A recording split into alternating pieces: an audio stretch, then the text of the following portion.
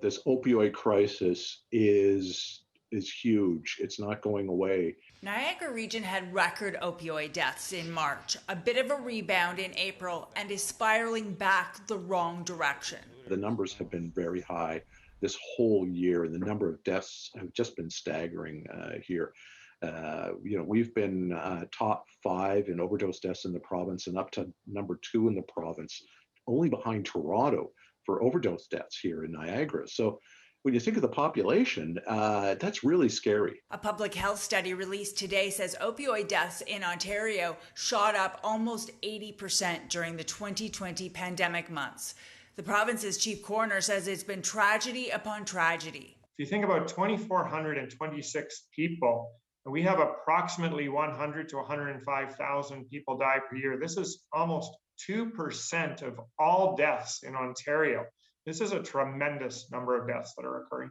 The closed border means disrupted supply for illicit drug dealers and more dangerous drug mixing. The drug supply is significantly has a much more significant toxicity to it. The coroner found that 86% of overdoses were fentanyl related, and half the opioids had a different type of drug mixed in, an over-the-counter calming medication, which cause suppress your respiratory system on top of the opioid. So even using the Narcan means sometimes the person comes out, they're still groggy, drowsy, etc., which really can stretch out that possibility of that respiratory failure. The public health study found most fatal overdoses were among young men, 25 to 44, and disproportionately homeless or unemployed.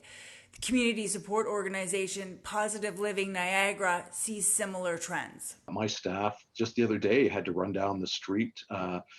Somebody who had just in the park behind us had overdosed. He says more people are relapsing into old drug addictions.